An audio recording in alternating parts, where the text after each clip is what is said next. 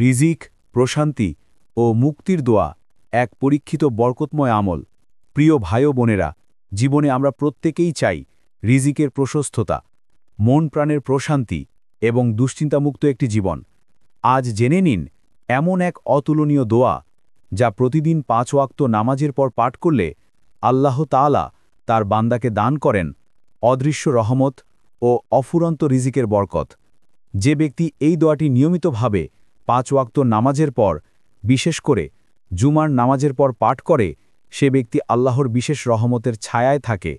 তার জীবন থেকে দুঃখ ও কষ্ট দূর হয়ে যায়, শত্রুদের অনিষ্ট থেকে থাকে নিরাপদ, আর আল্লাহ তাআলা তাকে এমন স্থান থেকেও রিজিক দান করেন যেখান থেকে রিজিক আসবে তা তার কল্পনাতেও আসে না।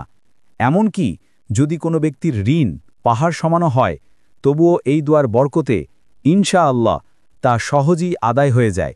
এই দোয়া পরীক্ষিত, ফলপ্রসূ ও বরকতময়।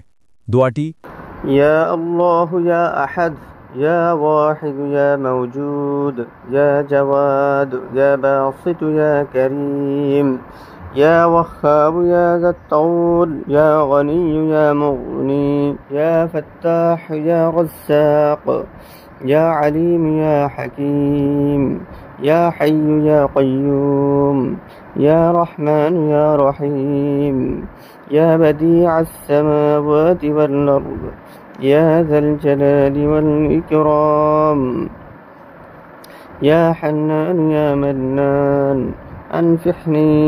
أنفحني منك بنفحة خير تغنيني بها عمن سواك إن تستفتحوا فقد جاءكم الفتح إنا فتحنا لك فتحا مبينا نصر من الله وفتح قريب اللهم يا غني يا حميد يا مبدئ يا معيد يا ودود يا ذا العرش المجيد فعال لما يريد اكفني بحلالك عن حرامك وأغنني بفضلك عمن سواك واحفظني بما حفظت به الذكر وانصرني بما نصرت به الرسل إنك على كل شيء قدير।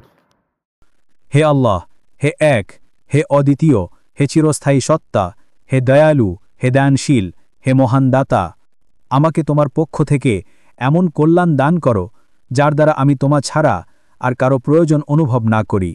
হে ধনবান ও প্রশংসার যোগ্য আল্লাহ, তুমি তোমার হালাল রিজিক দ্বারা আমাকে হারাম থেকে বাঁচাও। তোমার অনুগ্রহে আমাকে অন্যের প্রয়োজন থেকে মুক্ত রাখো।